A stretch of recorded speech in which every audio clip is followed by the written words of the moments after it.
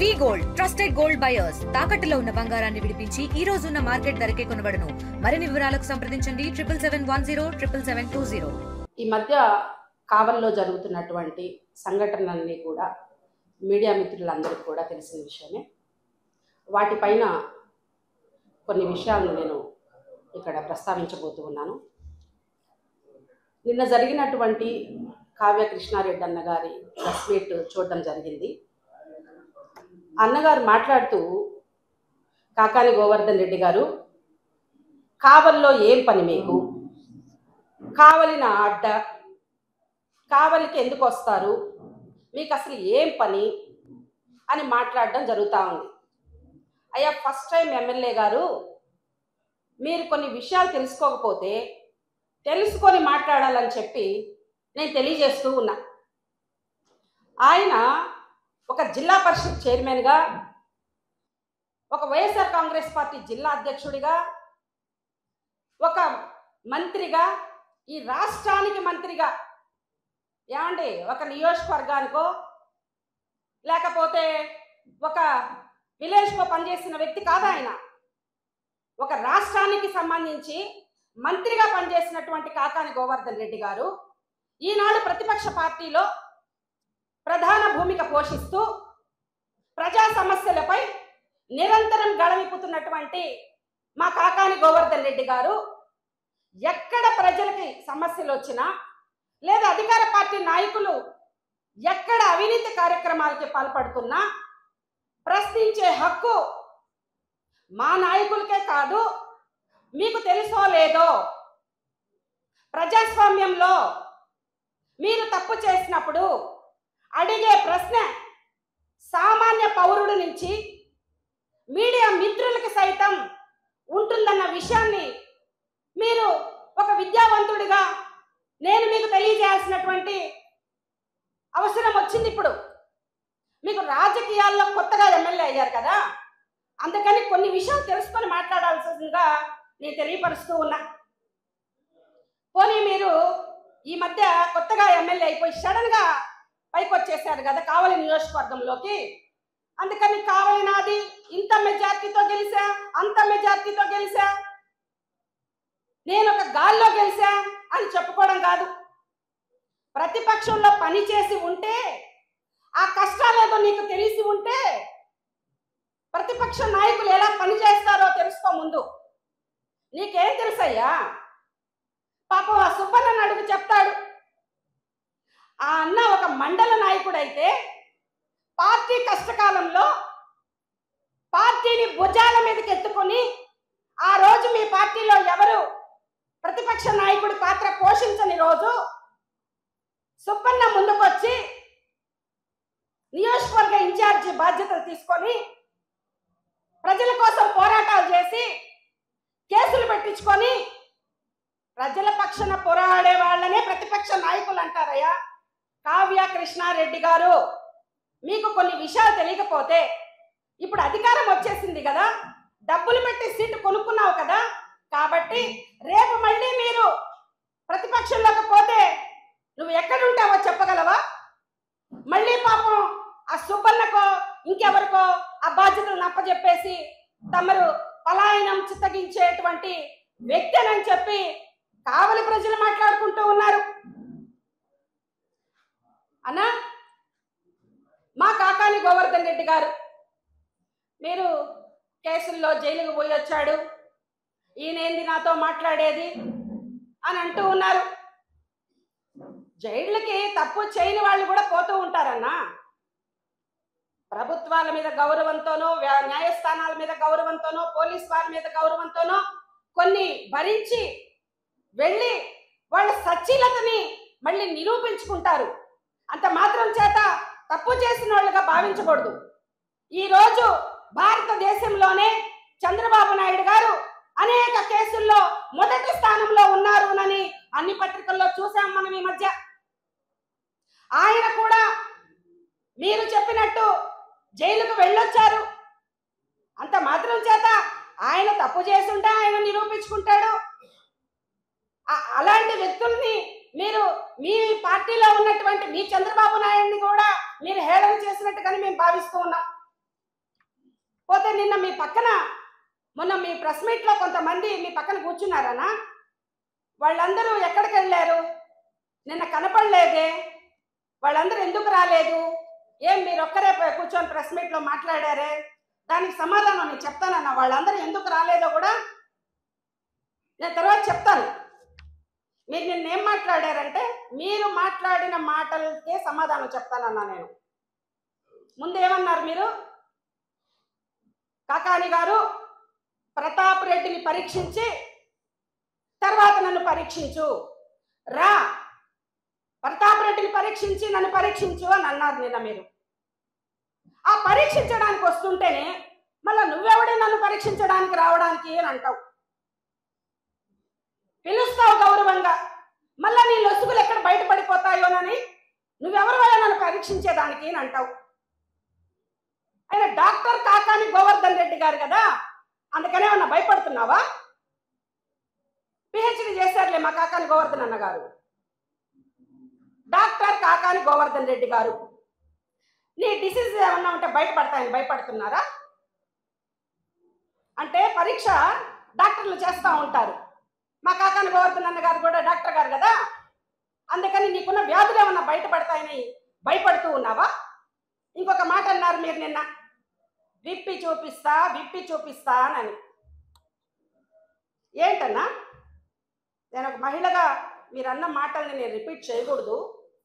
అయినా కూడా అంటే నాయకుల్ని కించపరిచినట్టు మాట్లాడేస్తే వాళ్ళు అవమానంతో కింగిపోతారు, నా జోలికి రారు, నేను చేసినటువంటి తప్పిదాలు ఏమన్నా ఉంటే ప్రతిపక్ష నాయకులు ఎత్తి చూపరు, వీళ్ళని నా మాటల ద్వారా కించపరిచి మాట్లాడేసి అవమానపరిచి మాట్లాడేస్తే నా జోలికి రారు అనుకుంటున్నారేమోనన్నా మీరు. మీరు ఏంటన్నా విప్పి చూపిస్తానంటున్నారు? మీ పార్టీ వాళ్ళే మీకు విప్పేశారు కదన్నా. కావలి నాది, కావలి ఎమ్మెల్యే నేను, ఇక్కడ మీకేం పని అంటున్నారు కదా. మీ పార్టీ నాయకులే నీకు తెలియకుండా ఒక రాజ్యసభ సభ్యుడు వచ్చేసాడనా కావలికి. అన్నా కృష్ణన్న మీకే చెప్తున్నా, అప్పుడు విప్పేసినట్టున్నారు. అంటే మీకు తెలియకుండా రాజ్యసభ వచ్చింది కదా, అప్పుడు ఒకటి విప్పేసినట్టున్నారు. మీకు తెలియకుండా కావలి నియోజకవర్గంలో ఒక ఎమ్మెల్సీ పదవి వచ్చిందనా, అప్పుడు ఒకటి విప్పేసినట్టున్నారనా. మీకు తెలియకుండా ఎమ్మెల్యే అవ్వాల్సిన అతనులే పాపం ఒక చైర్మన్ పదవి వచ్చిందనా, అప్పుడు ఒకటి విప్పేసినట్టున్నారనా. ఇక ఉన్నదేదన్నా ఉంటే రేపో మాపో మంత్రి పదవి కూడా మీకు కావలికి ఏదో పాపం చాలా ట్రై చేసుకుంటున్నారన్నా. అది వచ్చిందంటే అన్నా మొత్తం విప్పేసినట్టేనా? దయచేసి మీకు ఒక సొంత చెల్లెలుగా నేను ఒక సలహా ఇస్తున్నానన్నా. చాలా సీనియర్ నాయకురాలన్నా నేను. ఇలా మాట్లాడుతూ ఉంటే ఇది కేవలం మా కాకాని గోవర్ధన్ అన్న గారి గురించి లేదు. ఒక సీనియర్ నాయకుడిగా, ఒక ప్రతిపక్ష నాయకుడిగా మీరు సమాధానాలు చెప్పకుండా మా నాయకుల్ని అవమానపరిచే విధంగా మీ మాటలు ఉన్నాయి కాబట్టి, మీరు ఒక క్రమశిక్షణ కలిగినటువంటి పార్టీ అని చెప్పుకునే పార్టీలో ఉన్నారు కాబట్టి, ఆ నియోజకవర్గంలో ఉన్నటువంటి మా బీసీ నాయకులకి కూడా చెప్తున్నా నేను, అన్నా ఎంతమంది కావలికి ఎమ్మెల్యేలుగా పనిచేశారన్నా? ఇలాంటి మాటలు ఒక ఎమ్మెల్యే ఏ రోజన్నా మాట్లాడాడా అన్నా? అన్నా మీరు క్రమశిక్షణ కలిగిన టీడీపీలో సీనియర్ నాయకులుగా ఉన్నటువంటి నా సోదరులకి చెప్తున్నానన్నా, క్రమశిక్షణ కలిగిన పార్టీ అని మీరు చెప్తూ ఉంటారు కదన్నా. మాది మిలిటరీ స్కూల్ లాంటి పార్టీ అని చెప్తుంటారు కదన్నా. ఏ రోజన్నా కూడా కావలి ఎమ్మెల్యేలుగా పనిచేసినటువంటి వాళ్ళు ఇలాంటి భాషని ఉపయోగించారా అన్న? కావలికే మచ్చ కదన్నా ఇలా ప్రవర్తించడం, తెలుగుదేశం పార్టీకే మచ్చ కదన్నా ఇలా ప్రవర్తించడం. కావలి ప్రజలు ఎంతో ఉత్తములుగా వాళ్ళు ఏదో ఒక డెసిషన్ తీసుకొని ఏ టైంలో ఎవరిని ఎమ్మెల్యేగా గెలిపించాలో మేధావులైనటువంటి కావలి ప్రజలకి మంచి చేయాలి తప్ప, మంచి మాటలు మాట్లాడాలి తప్ప, అవతలో లేదన్నా ఉంటే మన సచ్చీలతని నిరూపించుకోవాలి తప్ప, ఇలాంటి హేళనైనటువంటి మాటలు మాట్లాడడం ఎంతవరకు మీ పార్టీ నాయకుడికి తగునన్నానని మిమ్మల్ని అడుగుతూ ఉన్నానన్నా. అదేవిధంగా కృష్ణన్న, ఉన్నదైనా కాపాడుకోవాలంటే నేను మీకు ఒక సోదరిగా ఒక సలహా ఇస్తున్నానన్న. మీ జిల్లా పార్టీ అధ్యక్షుడిగా అబ్దుల్ అజీజ్ అన్న గారు కష్టకాలంలో పార్టీని భుజానికి ఎత్తుకొని జిల్లా అధ్యక్షుడిగా ఉన్నప్పుడు 10కి 10 స్థానాలు గెలిపించినటువంటి ఒక మైనారిటీ సోదరుడు అబ్దుల్ అజీజ్ అన్న గారుకి మీరు మంత్రి పదవి ఇయ్యాలి అని డిమాండ్ పెట్టండి కృష్ణన్న. మీరు ఎక్కడికో వెళ్ళిపోతారు కృష్ణన్న. మీకున్న అవకాశం ఇదొక్కటే అన్న. మీకున్నది ఏదన్నా ఉండేది కాపాడుకోవాలంటే అప్పుడు అన్నీ వేసేసుకోవచ్చన్నా. మీరు విప్పిని అన్నీ వేసేసుకోవచ్చన్నా. అబ్దుల్ అజీజ్ అన్న జిల్లా పార్టీ అధ్యక్షుడిగా 10కి 10 స్థానాలు గెలిపించినటువంటి, పార్టీ కష్టకాలంలో పనిచేసి భుజాలు అరిగిపోయేలా పార్టీని అధికారంలోకి తెచ్చినటువంటి అబ్దుల్ అజీజ్ అన్న గారికి మంత్రి పదవి ఇయ్యాలి అని మీ నుంచి ఒక ప్రతిపాదన పెట్టండి అన్న. అప్పుడు అన్నీ వేసేసుకోవచ్చు. ఏమి విప్పి చూపిస్తారన్నా? మీ పార్టీ వాళ్ళే మీకు అన్ని విప్పేసి ఉంటే విప్పి చూపిస్తానని మాట్లాడుతున్నారన్నా. తగదన్నా. సోదరిగా మీకు ఆ సలహా ఇచ్చానన్నా. మళ్ళీ ఏదంటే అది మాట్లాడబాకన్నా. మీరంటే గౌరవం ఉందన్నా. ఎందుకనంటే మీ గురించి కొంత విన్నానన్నా. మీకు మహిళలన్నా, బీసీలన్నా, బలహీన వర్గాలన్నా అభిమానం అని మాత్రం నేను విన్నానన్నా. అందుకని మమ్మల్ని తిట్టాలని మేము భావిస్తున్నామన్నా. మీరు జిప్పిప్పేస్తా అన్నారు కదనా.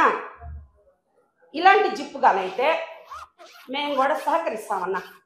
మా నాయకులు మిమ్మల్ని అడిగిన ప్రశ్నలు నేను జిప్పిప్పి చూపిస్తా అన్నారు కదా, ఫైల్స్ అన్నమాట ఇవి. క్వారీలు ఏమన్నా అవినీతి జరుగున్నా, లేకపోతే మీది ఏదన్నా అవినీతి జరుగున్నా చూపించాల్సింది. ఇలాంటివి కానైతే మీకు ఇలాంటి ఫైల్ కూడా అవుతుందని చెప్తానన్నా. మీరు న్యాయవంతులు, శుద్ధ పూసలు అంటున్నారు కదనా. ఇలాంటి జిప్ ఫైల్ ఒకటి చెప్తానన్నా మీకు. మీ పక్కన కూర్చో ఉన్నారు నిన్న ప్రెస్ మీట్లో. ఆయన పాపం హెలికాప్టర్ ప్రమాదంలో ఒక మాజీ ముఖ్యమంత్రి వర్యులతో పాటు హెలికాప్టర్ ప్రమాదంలో మరణించారన్న ఒక బహుజన బిడ్డ. ఆయన కష్టపడి కొన్ని ఆస్తుల్ని కూడబెట్టుకున్నారన్న. ఆ ఆస్తుల్ని మీ పక్కన కూర్చున్న వాళ్ళు కొంతమంది దోచేస్తున్నారన్న. ఆ మహిళ పాపం వాళ్ళ చుట్టూ తిరుగుతూ ఉందన్నా. అలాంటి ఫైల్ ఒకటి పంపిస్తానన్నా. ఆ జిప్పు తీసి న్యాయం చేయండి అన్నా. లేదు అని అంటే మీరు అధికారంలో ఉన్నారన్నా, ఎంజాయ్ చేయండి అన్నా. అధికారాన్ని ఎంజాయ్ చేయండి. మా మీద ఎందుకన్నా దొంగ కేసులు? మా ప్రతాప్ అన్న తప్పు చేశాడా? నువ్వు అధికారంలో ఉన్నావు కదన్నా. ఒక ఉన్నత విద్యావంతుడివి నువ్వు, ఒక లెక్చరర్గా పనిచేసిన వ్యక్తివి నువ్వు, ఫస్ట్ టైం ఎమ్మెల్యే అయినటువంటి వ్యక్తివి నువ్వు. నీ పార్టీ అధికారంలో ఉంది. Enquiry enquiry. ఏ ఆస్తులు దోచుకున్నా ఎంక్వైరీ అప్పుడెప్పుడో పెట్టిన కేసులు కూడా ఇప్పుడు మీరు నేను ఫైల్ చేపిస్తున్నాను అన్నారు కదన్నా. అలాగే ఎంక్వైరీ ఆయన ఆస్తులు అయితే కాపాడుకుంటాడు. ఎక్కడన్నా అన్యాయం చేసుంటే వాటిని ఎలా పరిష్కరించుకోవాలో చేసుకుంటాడు. అన్నీ చేసుకుంటారు కదన్నా. అధికారాన్ని ఎంజాయ్ చేయండి అన్నా. కావలి నియోజకవర్గానికి చెడ్డ పేరు తేబాకండి అన్నా. కలికి యానాది రెడ్డి గారు తెలుసా అన్నా మీకు? అన్నా తెలిసే ఉంటుందిలేనా, చదువుకున్నారు కదా. మీది కూడా అక్కడ మండలమే కదా, పక్క మండలాలే కదా. 5 సార్లు ఎమ్మెల్యే అన్న కలికి యానాది రెడ్డి రెడ్డి రెడ్డి రెడ్డి రెడ్డి గారు అన్న. 5 సార్లు ఎమ్మెల్యే అన్న అంటే 5 సార్లు అన్న రెడ్డి గారు అని. నేను కూడా ఎంతో ఉన్నతంగా పనిచేశారన్నా. మాజీ మంత్రివర్యులుగా కూడా పనిచేశారన్నా. కావలికి రాష్ట్రంలోని ప్రత్యేకమైనటువంటి గుర్తింపును తెచ్చారన్నా. అదన్నా రెడ్డి గారుల పరిపాలన. ఎవరిని తోలనాడలేదన్నా. ఒక్కసారి ఆయన బయోగ్రఫీ ఇంకొకసారి మర్చిపోయి ఉంటే మీరు చదువుకోండి అన్నా. అన్నా మేము మీకు ఎంపీపీ చేసింది ఎవరన్నా? మాగుంట పార్వతమ్మ గారు అన్న. మాగుంట పార్వతమ్మ గారు మిమ్మల్ని ఎంపీపీ చేశారన్నా.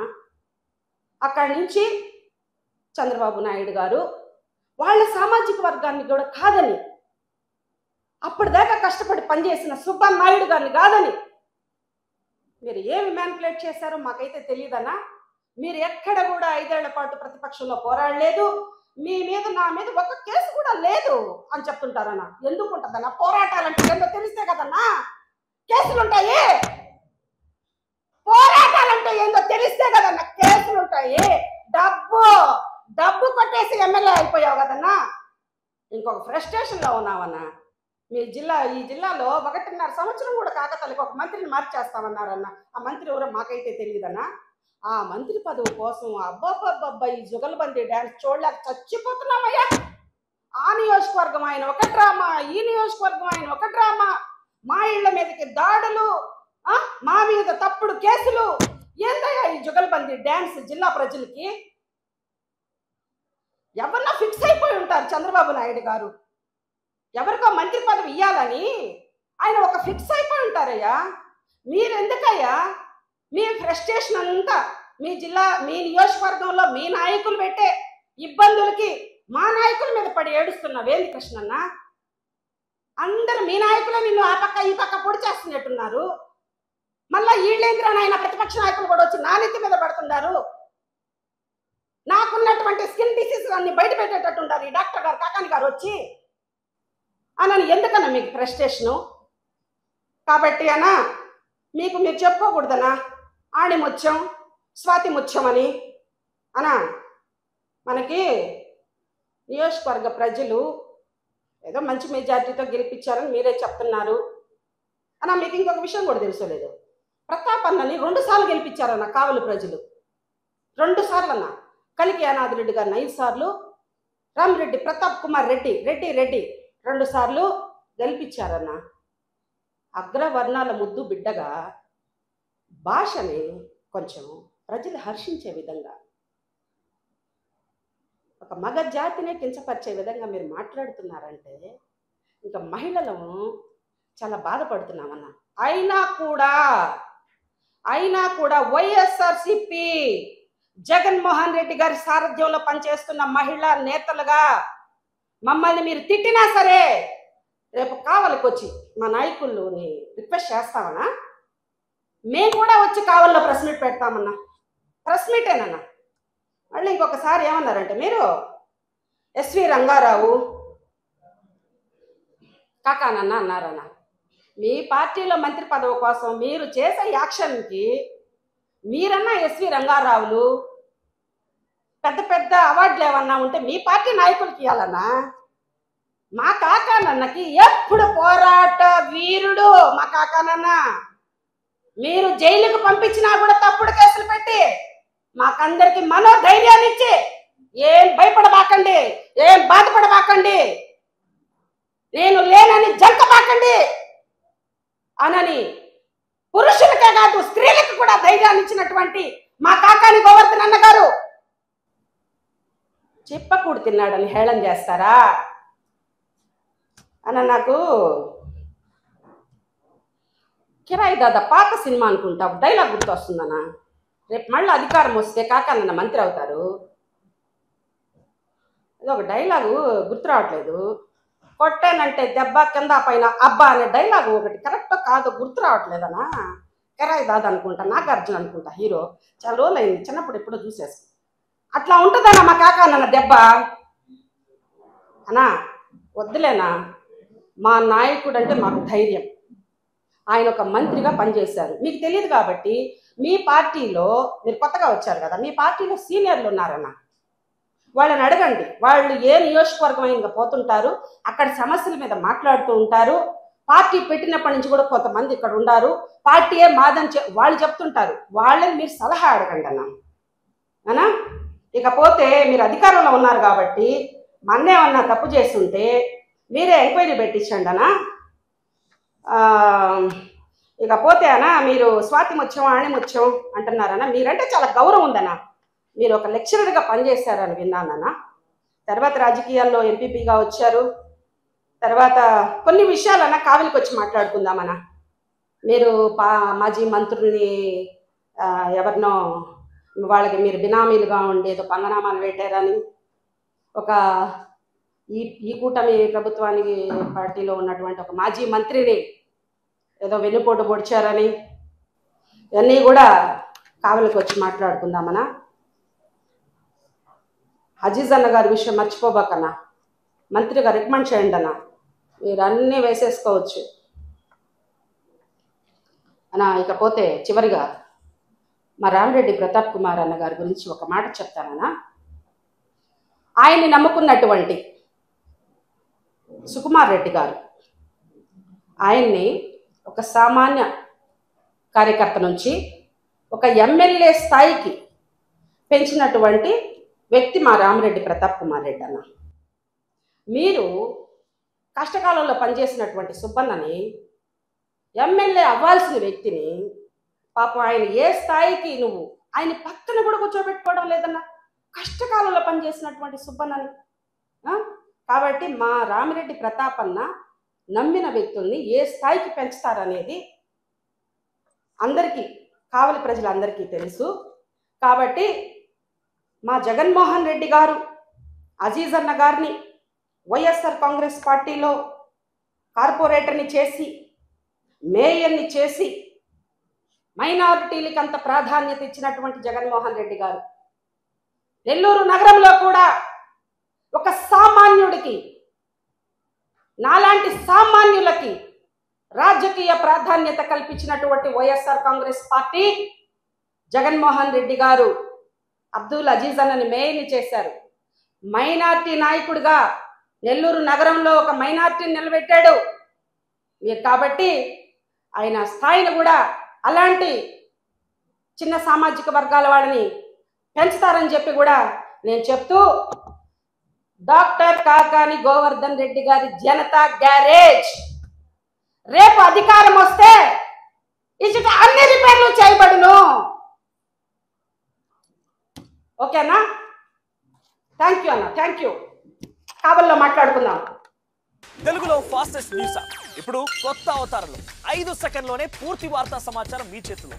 సోషల్ మీడియా ట్రెండ్స్ మీ కళ్ళ ముందుకే live TV and voice search options తో ఇప్పుడే డౌన్లోడ్ చేయండి. యాప్ లింక్ డిస్క్రిప్షన్ లో ఉంది.